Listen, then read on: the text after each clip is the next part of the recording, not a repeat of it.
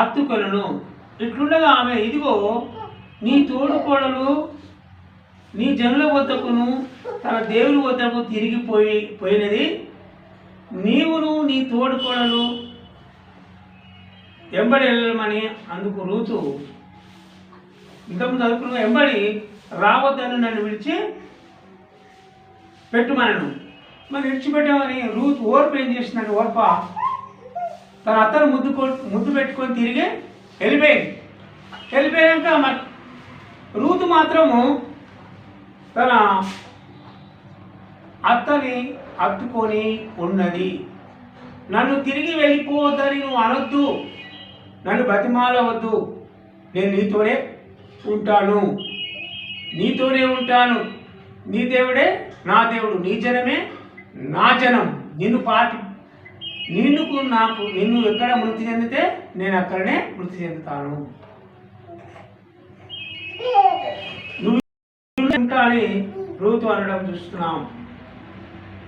ప్రత్యేకించబడి యెహోవా ఎంత కీడు చేయగా తనతో కూడా వచ్చుటకు ఆమె మనస్సు కుదిరిందని నయోమి తెలుసుకున్నప్పుడు అందరి గురించి ఆమెతో మాట్లాడని చూచాను గనుక వారిద్దరూ బేత్లెహేమునకు వచ్చే వరకు ప్రయాణం చేసిరి. వారు బేత్లెహేముకు వచ్చినప్పుడు ఆ ఊరు వారందరూ వారి వద్దకు గుంపుగూడి వచ్చి, ఈమె నయోమి గదా అని అనుకొనిచుండగా ఆమె, సర్వశక్తుడు నాకు చాలా దుఃఖము కలగజేశాను గనక నన్ను నయోమి అనక మారా అనుండి నేను సమృద్ధి గల దానిని వెలితిని. యెహోవా నన్ను రిక్తురాలిగా తిరిగి రాజేశను. మీరు నన్ను నయోమి అని పిలువనేలా యెహోవా నా మీద విరోధంగా సాక్ష్యము పలికెను.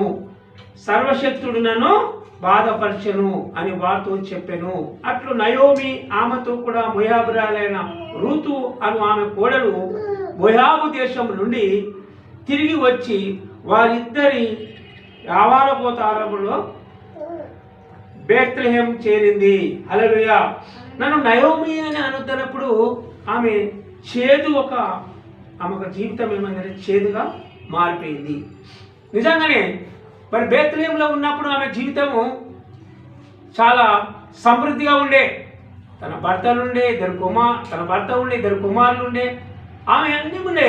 కానీ ఒక కరువు వచ్చినంత మాత్రాన తిరిగి వెళ్ళిపోయినప్పుడు అక్కడ ఆమెకు ఏమాత్రము మోయాబు దేశంలో ఆమెకు ఎక్కడ కూడా ఏమో జరగలేదు.